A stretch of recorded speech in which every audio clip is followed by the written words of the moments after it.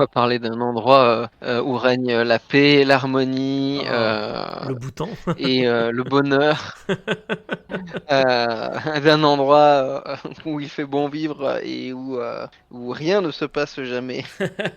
Et oui, parce que Non, pas du tout, on va parler du Proche-Orient. voilà, exactement. Aujourd'hui, on va parler de la Syrie parce que à l'occasion du centenaire de la grande révolte syrienne qui a eu donc lieu en 1925, on s'est dit que ça pouvait être intéressant quand même de parler de ce sujet-là, de parler un petit peu du Proche-Orient, de la Syrie de manière générale dans cette période post-première guerre mondiale finalement. Du coup, moi je te cache pas, Franck, que je connais pas forcément grand chose à la Syrie, donc je vais être vraiment un petit peu de néophyte. Et j'ai dû me renseigner un petit peu par moi-même. Est-ce que toi tu t'y connais un petit peu plus que moi peut-être? Je sais pas si on va tous les deux tâtonner dans les ténèbres ou Bah, pas. clairement, je ne sais que les choses les plus basiques, hein. Pour faire très simple pour nos auditeurs et auditrices, la région qui est aujourd'hui la Syrie, mais aussi tous les pays à côté, sont dominés au début de la Première Guerre mondiale par l'Empire ottoman. C'est un vieil empire qui date de la fin du Moyen Âge et qui s'est étendu dans la région au tout début du XVIe siècle, fin du XVe, début du XVIe siècle, et qui est présent donc depuis lors dans le coin. Cet empire choisi de se battre aux côtés de l'Allemagne et des puissances centrales durant le premier conflit mondial, ce qui s'avère être le clou dans le cercueil, hein, puisque l'Empire ottoman était déjà, avant la Première Guerre mondiale, appelé l'homme malade de l'Europe, hein. C'était un État qui était en lente Ouais. décomposition et soumis à la prédation des grands capitalistes européens, de tout pays d'ailleurs, qui avaient même fini par mettre sur le pays une quasi-tutelle économique. Ah oui. Donc, c'est un État qui est quand même très largement déjà décomposé de l'intérieur et qui en plus n'est pas du tout un État moderne comme on pourrait le concevoir aujourd'hui. Déjà parce que c'est un État ultra multiethnique. On y trouve bien entendu des Turcs qui sont la classe dominante, qui domine notamment l'Anatolie, mais on y trouve aussi des Grecs, des Arméniens, des Assyriens, des Arabes, des confessions très diverses, très variées, que ce soit des catholiques, des orthodoxes, on y trouve des sunnites et des chiites, on y trouve des juifs, on y trouve tout un tas de petites minorités diverses et variées dont on ne parle quasiment jamais, comme les Samaritains. Plein de diversité, et évidemment la diversité sur la période des nationalismes, qui est la fin du 19e, début du 20e siècle, c'est toujours la merde. Ouais. Tout le monde a envie d'avoir sa propre représentation nationale, tout le monde cherche à construire son État-nation, et forcément, ça crée du bordel. Surtout qu'en plus, on peut rajouter par-dessus les volontés des grandes puissances, des États, qui eux en ont souvent pas grand-chose à faire et qui sont là pour le pouvoir, la gloire, l'argent. Ouais. Bref, Les la classiques. situation habituelle, quoi. Merci pour ce petit résumé, ma foi assez intéressant sur la situation un petit peu en Syrie post Première Guerre mondiale. Avant la Première Guerre mondiale, Avant, d'ailleurs. pardon, la Première Guerre mondiale. Donc, passé la Première Guerre mondiale, c'est la chute de l'Empire ottoman. Alors, du coup, qu'est-ce qui va se passer pour la Syrie une fois qu'elle est plus sous tutelle de l'Empire ottoman? Ah, en fait, c'est la situation est très vite un peu difficile. Déjà parce que la Syrie en tant que telle n'existe pas. Il y a tout un tas de ce qu'on appelle des vilayets, pour prononcer très très mal, hein, qui sont des, on va dire, des préfectures de l'Empire ottoman, qui ne Ouais. correspondent pas forcément exactement au territoire de la Syrie. Et surtout à l'époque, quand on parle de Syrie, on parle de ce qu'on appellerait aujourd'hui la Grande Syrie, c'est-à-dire la zone géographique qui est comprise, pour le dire très simplement, entre les fleuves du Tigre et de l'Euphrate et la mer Méditerranée. Ok. Donc ça comprendrait des États qui aujourd'hui sont non seulement la Syrie, mais aussi le Liban, Israël, la Palestine, la Jordanie, voire des petits bouts d'Irak et de d'Arabie Saoudite, voire même des petits bouts de Turquie. Ok. Donc c'est une région quand même très grande Oui, j'avoue, ouais. et qui est dans une situation un peu paradoxale, puisque durant la Première Guerre mondiale, pour se faire des alliances, les Britanniques ont fait plein de promesses contradictoires à plein de groupes d'intérêts différents. À peu près en même temps, ils ont passé un accord avec les Français, et les Russes d'ailleurs aussi, qu'on oublie souvent, mais qui sont bel et bien présents dans les échanges, avec qui se divise l'Empire ottoman, comme un gâteau, hein, très clairement, chacun récupérant un morceau qui l'intéresse, aux grandes dames de toute question historique, de logique Et oui. territoriale parfois même, hein.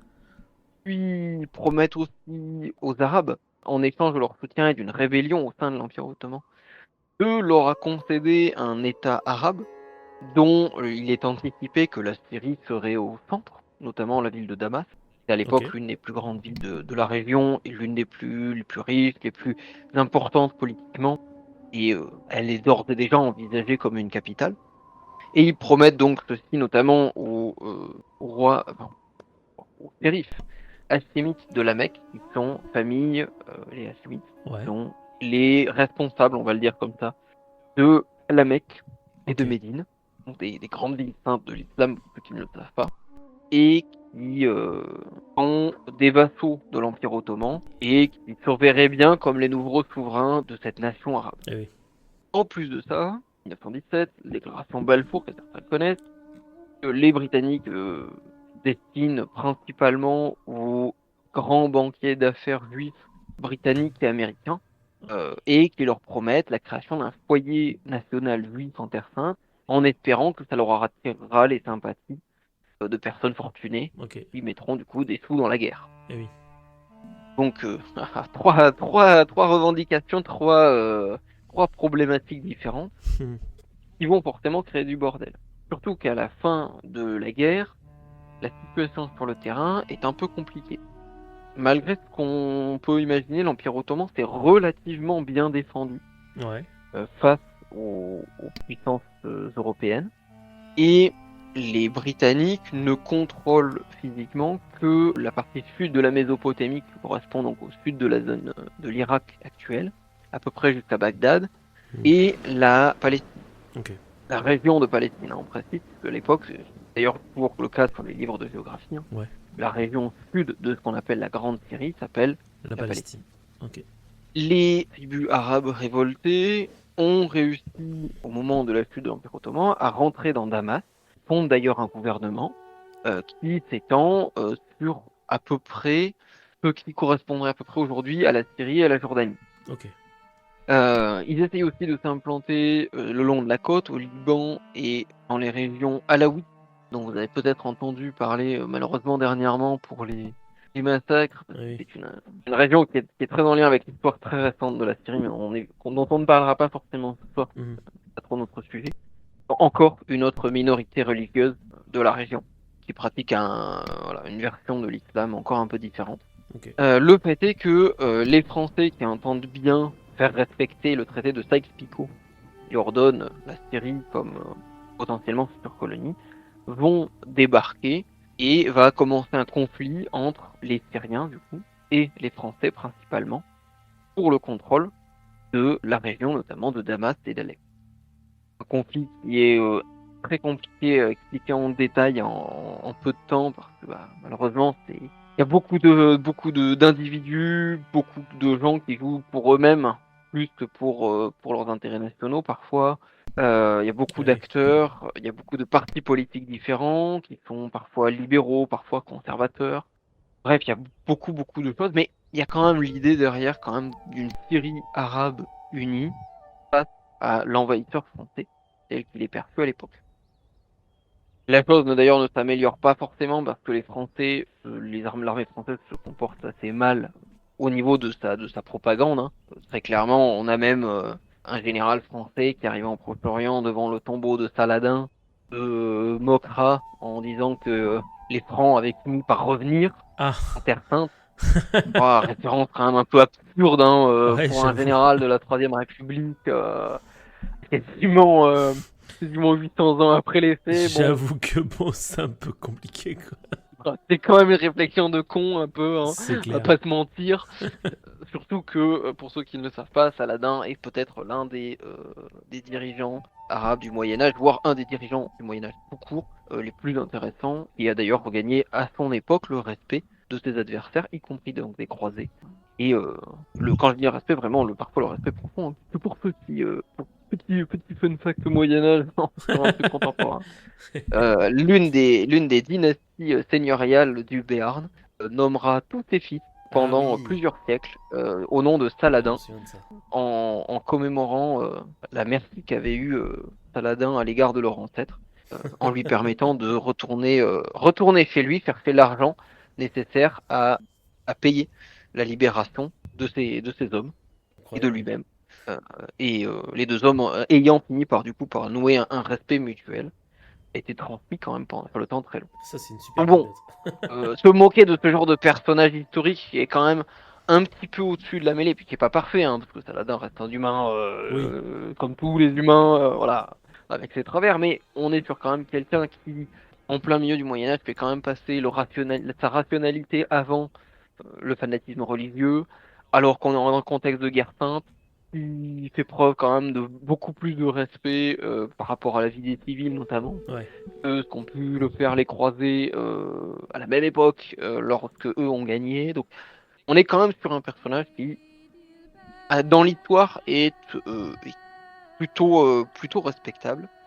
Et s'en moquer en se jouant quasiment le vainqueur de ce personnage historique, c'est quand même déjà un peu indicateur d'un état d'esprit pas très sain Ouais, j'avoue.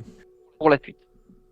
Les Français, cependant, sont relativement, je le dis, malins dans la méthode dont ils vont utiliser pour s'emparer de la région, notamment afin d'avancer. Ils vont utiliser une méthode bien connue, hein, diviser pour mieux régner. Ouais. Ils vont créer plein de petits États. Euh, Au début, ils vont essayer en tout cas de créer plein de petits États pour essayer de diviser les gens. L'État d'Alep et de Damas, puisque les deux villes sont les deux plus grandes villes de Syrie et elles sont depuis longtemps en conflit commercial l'une avec l'autre, hein. Ouais. Comme c'est souvent le cas, hein, entre des villes, des villes qui se côtoient, hein, Oui, toujours, il y a un derby, toujours des quoi. rivalités économiques et politiques, donc sur lesquelles les Français vont jouer. Ils vont aussi créer un petit État de Druze, une autre minorité aussi bien présente dans la région. Créer un État qui existe toujours, qui s'appelle le Grand Liban, Ok. principalement pour les chrétiens maronites, encore une fois, autre minorité, et un territoire alawite, et même un petit territoire d'Alexandrette, aujourd'hui est situé en Turquie, et qui est un territoire très mixte en termes ethniques. Donc les Français vont écraser les Syriens à plusieurs reprises, puisqu'en réalité, bien que la France contrôlera officiellement la Syrie jusqu'à la Seconde Guerre mondiale, en réalité, la zone est en état contestataire quasi permanente, Ouais. dans une rébellion parfois vivace, parfois atténuée, mais toujours présente. Les Français, d'ailleurs, n'hésiteront pas, les généraux français n'hésiteront pas à utiliser des techniques qu'ils auront appris durant la Première Guerre mondiale, hein, Oui. pour écraser plus facilement les insurgés, notamment en utilisant l'aviation. Ouais. Que bah, la France à cette époque-là est le pays de l'aviation. C'est un pays qui est largement mieux équipé que n'importe quel autre pays au monde. Et ils l'utiliseront de manière assez dense pour bombarder les insurgés. Souvent en faisant malheureusement peu de cas de la vie des civils. Et oui. Vous l'aurez compris avec ce qu'on a évoqué tout à l'heure. Le respect et la bienveillance, c'était Non, pas le c'est pas topo. le maître mot, hein. Ouais, parce qu'il y en a quand même un peu plus de ce qui me semble voir, c'est qu'il y a un peu plus de 10 000 Syriens qui sont morts quand même. Pour la plupart d'entre eux, du coup, des civils. C'est pas Ouais. Jojo, Voilà, effectivement, hein. malheureusement, Et encore, là, je compte que à la grande révolte syrienne de et 1925. Donc, comme tu l'as dit, il y a eu il va y il y a eu avoir de toute d'autres façon révoltes. plusieurs conflits larvés. Ouais. Ça va être très récurrent. Que, bah, malgré tout, la population locale va mal accepter les divisions françaises. Divisions qui seront de toute façon en partie retoquées par la création d'un mandat sur la Syrie. Et oui. Le traité de Versailles et la nouvelle Société des Nations n'acceptera pas la création, enfin, le traité de Sèvres, pas le traité de Versailles d'ailleurs, le traité de Sèvres et la Société des Nations n'accepteront pas la création de colonies sur Ok. les débris de l'Empire ottoman, mais seulement de mandats, avec l'objectif de, à terme, donner l'indépendance à de véritables démocraties au Proche-Orient. Et ouais. Bon, malgré tout, tout le monde, personne n'est dupe, Oui, hein, ça ça reste c'est des colonies, le, quoi. c'est la version polissée, Ouais. et la version polissée, mais la réalité c'est que c'est bien l'objectif, c'est bien de s'implanter et de créer des états fantoches qu'on pourra exploiter. Voilà, ce qui avec le recul historique n'est pas particulièrement brillant, hein, et qui va créer plein de problèmes, parce que du coup, on l'a dit, ceci crée une division artificielle entre des gens qui auraient pu appartenir au même état. Après, il faut quand même aussi mettre un petit bémol, parce que c'est vrai que souvent, on a un peu une vision de les Français et les Anglais n'avaient pas créé leur mandat et leur pseudo-colonie Ouais. au Proche-Orient, tout se serait bien passé, il y aurait eu un seul État arabe uni qui aurait été riche et prospère et blablabla. On va couper court tout de suite. Malheureusement, l'humain étant l'humain, encore une fois, ça a peu de chances que ça se produise. Pour la simple raison, on l'a dit, il y a des quantités Et d'ethnies, oui. de groupes culturels, de groupes religieux, qui cohabitent sur des territoires, parfois de village en village, hein, avec des découpages cartographiques qui sont très loin d'être aussi clairs que ceux qu'on peut avoir en Europe, notamment en Europe de l'Ouest. Et on a une dissémination des populations qui fait que les Druzes, par exemple, sont principalement situés dans le sud de la Syrie, mais également dans le sud du Liban Ok. et dans le nord de ce qui est aujourd'hui l'État d'Israël. Ah oui.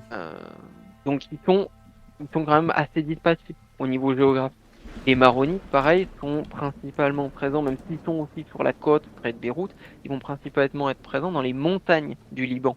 En fait, le nom du pays vient du massif montagneux qui coupe le Proche-Orient de la Méditerranée. Le grand Liban qui existe aujourd'hui étant une création un peu artificielle qui a englobé du coup beaucoup d'autres ethnies, notamment des sunnites et des chiites, et c'est ce qui crée en partie aujourd'hui la problématique, puisque certes le pays est grand, relativement grand, avec pas mal de territoires, mais du coup il est très divisé ethniquement, que les populations sunnites et chiites ont grandi par rapport aux populations maronites en proportion, et du coup ça a créé beaucoup plus d'instabilité puisqu'il n'y avait plus une ethnie dominante, qui était déjà à l'époque d'ailleurs pas Oui. particulièrement écrasante par rapport aux autres, et qui en plus de ça n'était pas forcément particulièrement indépendantiste en tant que tel. Ça c'est un thème qui va revenir dans l'histoire de la Syrie, du Liban et du Proche-Orient. Cette idée du panarabisme, elle va traverser tout le XXe siècle en fait. Et aujourd'hui d'ailleurs on en voit toujours encore un certain nombre de conséquences. On en voit toujours les restes aujourd'hui. Ce qui est aussi intéressant je trouve sur cette région syrienne quand même, c'est l'effervescence politique. C'est-à-dire que malgré le mandat français, Ouais. il va y avoir tout un tas de sociétés discrètes qui vont se mettre en place, de plein d'organisations politiques, et qui vont se révéler après la Seconde Guerre mondiale. Ok. La France, durant la Seconde Guerre mondiale, est défaite par l'Allemagne, dont nous ne citerons pas le nom pour ne pas être censuré, même si c'est dur d'en arriver là. Le mandat syrien, du coup, prend sa quasi-indépendance. Il y a des combats entre vichistes, Français libres, Britanniques et Syriens. La France tente de se réimplanter en 1945, mais malheureusement pour elle, elle est vaincue diplomatiquement Ok. par les Britanniques, qui vont jusqu'à menacer De Gaulle, hein, Ah ouais. de conflit, ouais, en cas d'utilisation de la force par la France pour se réimplanter. D'ailleurs, c'est l'une des raisons pour laquelle, à ce moment-là, les De Gaulle vont se brouiller, hein. Oui, c'est pour ça qu'ils détestent les Britanniques, du coup, Donc, entre autres. alors, c'est pas que pour ça, mais à ce Ça moment-là, c'est enfonce ce le qui a clou, quoi. expliqué leur brouille Ouais. à ce moment. En réalité, leur relation, pareil, est beaucoup plus complexe que juste ça, mais il va y avoir plein de partis politiques qui vont se développer, des partis politiques d'ailleurs très variés. Le communisme et le socialisme révolutionnaire Ok. va beaucoup s'implanter dans la région du Proche-Orient, et en insistant sur cette idée du panarabisme et de l'unité régionale au détriment des particularismes religieux ou ethniques. Ok. On va retrouver ces groupes communistes ou socialistes révolutionnaires dans plusieurs communautés religieuses. C'est les chrétiens, c'est les sunnites, c'est les chiites. On va même en retrouver, même si c'est dans le cadre du nationalisme israélien, on Ouais. va même en retrouver chez certaines populations juives, hein, un Ok. kibboutz très clairement communiste dans leur conception. On va retrouver aussi des nationalistes, d'ailleurs avec des partis au nom parfois très douteux, qui révèlent quasiment du national-socialisme dans leur nom, Ok. mais qui sont, quand on regarde leur politique, plus surtout nationalistes dans le sens de l'unité nationale des Arabes de Ouais. la région. Là encore une fois, en dépassant des oppositions religieuses, mais en ayant par contre tout un tas d'actes et de méthodes que certains pourraient dire discutables, y compris le terrorisme et l'assassinat. Et c'est ça qui est assez intéressant, c'est qu'il y a vraiment une effervescence très dense.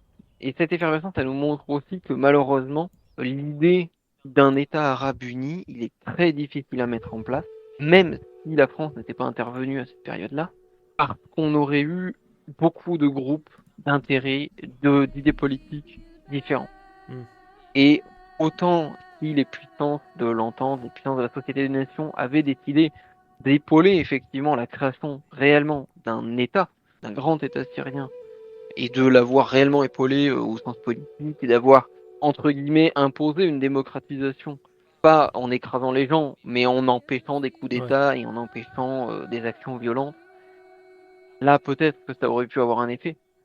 Et là encore, il faudrait se poser la question, est-ce que vous, très chers auditeurs et auditrices, vous seriez prêts à être déployés de l'autre côté de la Méditerranée, sans aucun gain particulier pour vous-même ni pour votre pays, Eh oui. pour faire en sorte que ça s'améliore chez eux, sans qu'il y ait de retour pour vous, et en tout cas de retour visible, immédiat, et tout en risquant évidemment des pertes dans vos rangs. Ouais, c'est un peu compliqué à Et faire voilà, avaler à c'est l'opinion publique, surtout à l'époque. Ça c'est aurait pas ça. été À vraiment l'époque, c'est possible. c'est même impensable. Ouais. Complètement impensable.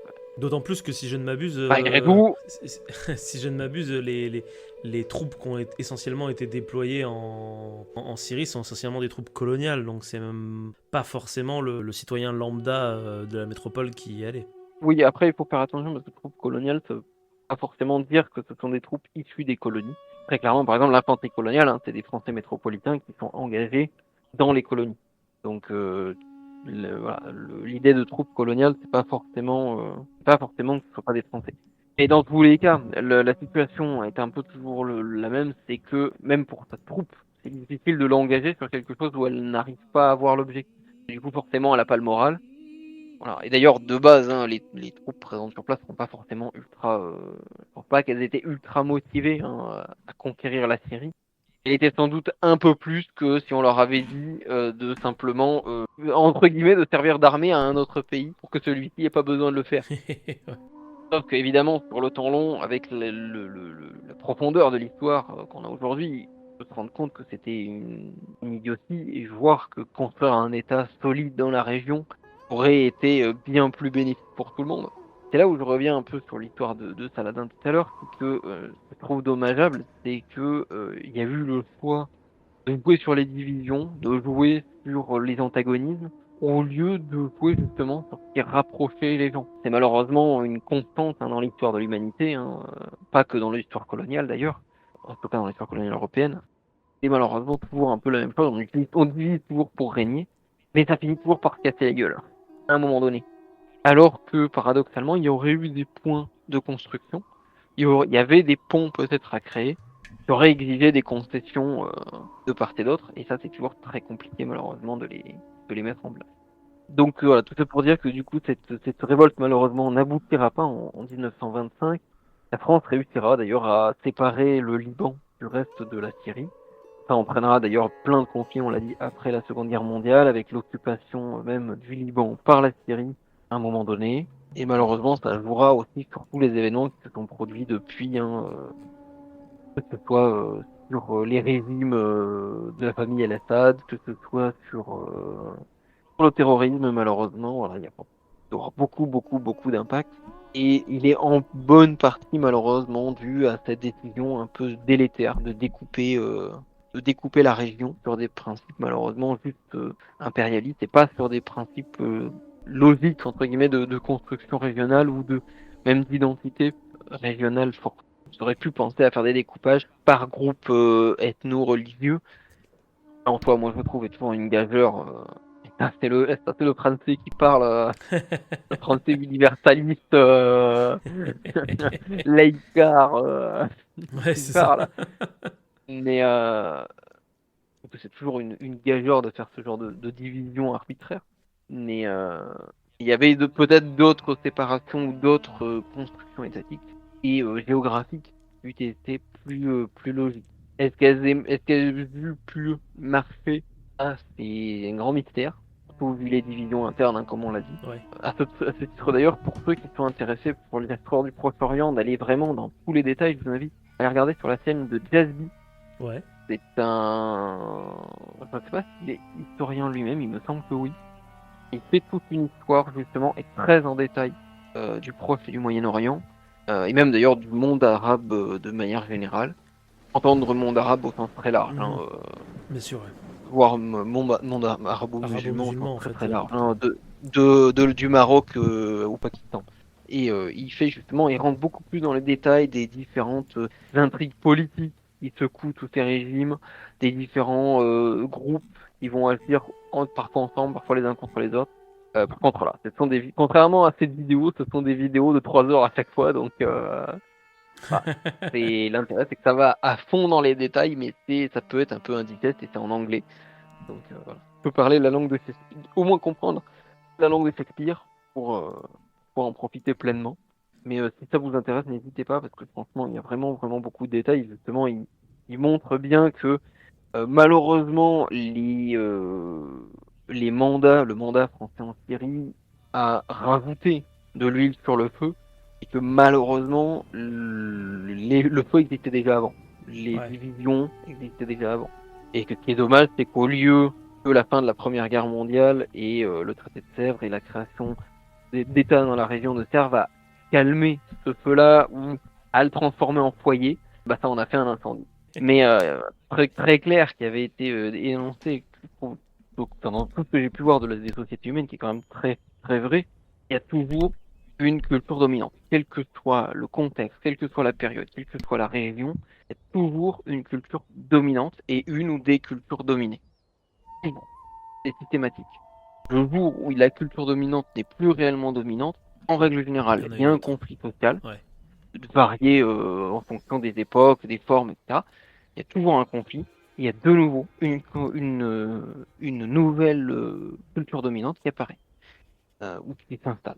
Et du coup, c'est vrai que c'est paradoxal parce qu'on peut du coup, se retrouver à se poser la question comment des individus qui sont, pour le dire franchement, le cul entre deux chaises, comment est-ce qu'ils se représentent ces situations-là.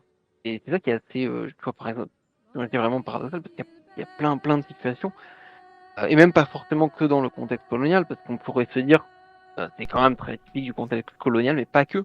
Enfin, en parallèle, les Harlem Hellfighters sont peut-être l'un des régiments les plus connus de la Première Guerre mondiale, les régiments américains, régiments donc de combattants noirs américains, sont ségrégés par l'armée américaine parce que noirs, et donc pas sous commandement français. Parce que bah, pour le coup, la France, c'est ça qui est paradoxal, malgré ses colonies, la France pose un regard non ségrégationniste et alors le problème c'est que dire moins raciste c'est un peu anachronique par rapport à... ouais mais le problème c'est que c'est pas le bon mot parce Ouais, que c'est ouais, bien sûr. complètement anachronique par rapport à l'époque, mais il y a moins ce regard Peut-être moins ségrégationniste. de volonté de ségréguer Ouais. entre les groupes et du coup paradoxalement ces combattants vont être énormément décorés, reconnus en France alors qu'ils vont être complètement tombés dans l'oubli et être complètement Ouais. oubliés pendant plus de 50 ans aux États-Unis. Et même plus que ça d'ailleurs, les Harlem Hellfighters, ils ont été réellement remis sur le devant de la scène que à partir des années 60-70. Ouais. Alors que ce sont, par exemple, ce sont des combattants qui ont gagné la Légion d'honneur au front, qui ont gagné la médaille du mérite, qui ont gagné voilà, c'est des combattants qui ont vraiment été sortis du lot par rapport à leurs compatriotes. Ouais. Et de la même manière, voilà, t'as tout ces... Paradoxalement, alors que d'un côté, tu peux avoir ce genre de mérite qui est reconnu en France, etc., tu vas avoir dans le même temps, par exemple pour la Seconde Guerre mondiale, le massacre des tirailleurs sénégalais à Tiraoui, ou justement les tentatives de réoccupation de la Syrie. Et on se dit, c'est quand même paradoxal, parce que ce sont des troupes qui ont directement servi, qui étaient directement au service de la France, et qui sont presque moins reconnues que des troupes étrangères qui elles-mêmes étaient dénigrées par leur pays d'origine. Ouais. Alors peut-être qu'il y a aussi le fait que comme ce ne sont pas des troupes nationales, c'est pas entre guillemets, c'est pas ton problème social, donc Ouais, du coup, tu t'en fiches un peu. t'as moins de difficultés à le pointer du doigt parce que ça te concerne pas. Ouais.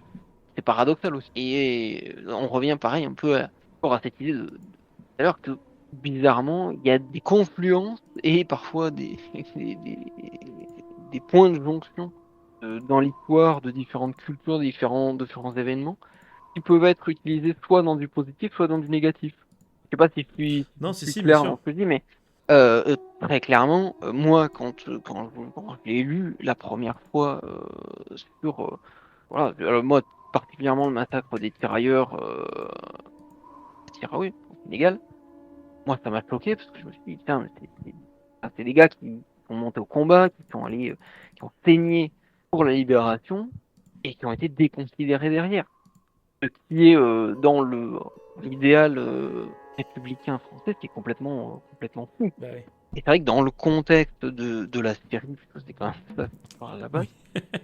et je trouve ça fou, tu vois, que par exemple, il n'y ait pas eu au contraire un choix plus poussé sur justement l'héritage partagé entre la France et la Syrie. que je l'évoquais tout à l'heure, mais depuis les croisades, à minima, et en fait régulièrement depuis, il y a des contacts qui sont très importants entre la région du Proche-Orient et la France. Oui.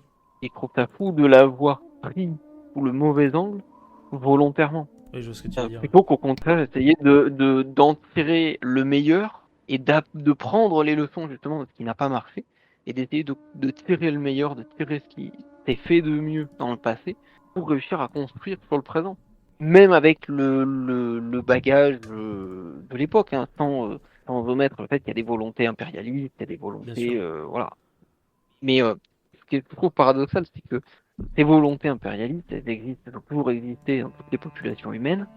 Ouais, très typiquement hein, sur la Syrie, on parlait au tout début, hein, c'est l'Empire ottoman, mais avant ça les Mamelouks, et avant ça plein d'autres gouvernements voilà, qui n'ont plus jamais tous très bien considéré leur population.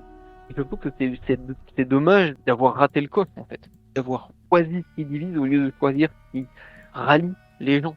Ouais, mais ça aurait demandé d'avoir un recul et d'arrêter d'utiliser le vieil adage de diviser pour mieux régner, j'imagine. Mais toi, après, c'est là où c'est difficile, c'est quand tu vas dans le détail, tu te rends compte que des deux côtés, il y a un manque de volonté, parce que certes, d'un côté, tu as l'impérialisme français qui est très évident et tout ça. De l'autre côté, quand tu regardes les divisions politiques en Syrie à l'époque, quand tu regardes les complots entre les uns et les autres, parfois pour des histoires quasiment de voisinage, en fait. Ouais. Et ça, c'est une manière un peu grossière de le dire, mais il y a des conflits très personnels dans les conflits politiques en Syrie dans les années 20 aussi. Hein. Bah oui, bien sûr. On l'a dit tout à l'heure, les conflits entre Alep et Damas, alors que voilà, ça veut dire à un moment donné, quand il faut faire front, c'est aberrant qu'il ne fasse pas plus front que ça en fait parfois. Ouais. On l'a pas évoqué. On la vie dure quoi. Je suis pas un grand spécifique, mais le coup premier, la guerre de 1925, elle est en premier lieu, le premier point de développement, c'est chez les Druzes, la minorité qu'on évoquait tout à l'heure, et à Damas. Et même s'il y aura, de mémoire, il y a un petit peu d'effervescence ailleurs, principalement concentré là. Ouais. Donc là, je sais pas comment le dire, mais malheureusement, l'humain a tendance à faire des choix un peu pourris et à prendre à la dure. Ouais, l'impression. À apprendre à la dure ou parfois même ne pas apprendre du tout malgré le fait qu'il ait pris chez Rose quoi. C'est ça, alors qu'il y avait je pense, des options. Et la musique en fait partie, je pense que la musique est un grand conciliateur quand même. La musique a tendance à rassembler les peuples. Si votre régime politique interdit de la musique, ce n'est prétexte débile. Méfiez-vous. Parce que c'est de la musique. C'est plus que méfiez-vous. C'est que vous êtes déjà dans la merde. Et moi, je trouve que c'est un contexte qui est intéressant, la série, puisque comme dit, il y a plein de petits événements qui auraient pu faire, par effet papillon, auraient pu complètement changer le visage de la région, voire du monde. Voir du monde, exactement. Ouais. Vu comme les conséquences de tout ça résonnent encore aujourd'hui. C'est vrai que je trouve que c'est vraiment quand même particulièrement dommage quand on sait que pendant très longtemps, c'est une région qui était centrale dans l'histoire de l'humanité. C'est vrai. Dans l'Antiquité notamment, mais aussi au Moyen-Âge.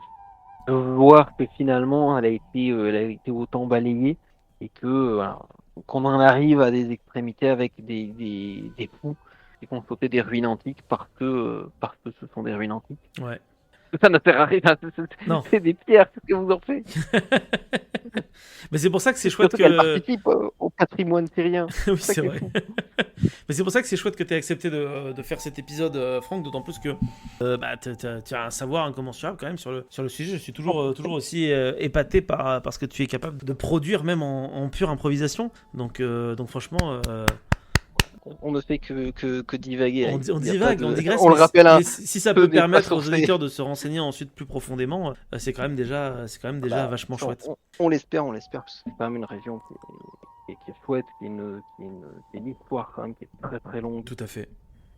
Et qui, on peut l'espérer pour tous ceux qui y habitent, qui dirigent vers le mieux, oui, et pas vers le moins bien. On croise les doigts pour ça. Et c'est sur cette belle phrase d'un avenir radieux que tu nous proposes qu'on va mettre fin à notre épisode sur les 100 ans de la grande révolte syrienne. Merci beaucoup Franck, ça m'a fait très plaisir de faire ça en ta compagnie. J'aimerais aussi remercier... Merci à toi. Je t'en prie. J'aimerais aussi remercier les auditrices et les auditeurs qui seront très nombreux, j'en suis sûr, à écouter ce sujet. Si ça vous a plu, n'hésitez pas à le dire. Si ça vous a déplu, n'hésitez pas à le dire aussi, bien évidemment. Dans tous les cas, on vous fait des gros bisous et on vous revoit très prochainement sur cette chaîne pour d'autres sujets qui vont suivre très prochainement, bien évidemment. Si ce petit instant passé en notre compagnie vous a plu et que vous avez envie d'en passer d'autres avec nous, eh bien n'hésitez pas à vous abonner, mettre un petit pouce bleu, partager la vidéo ou encore nous suivre sur les réseaux sociaux. Sachez que vous pouvez aussi écouter cet épisode dans son entièreté et pour cela vous n'avez qu'à vous rendre dans la description de la vidéo. Je vous dis à très bientôt pour à nouveau écouter un petit peu de tout et surtout un petit peu de rien.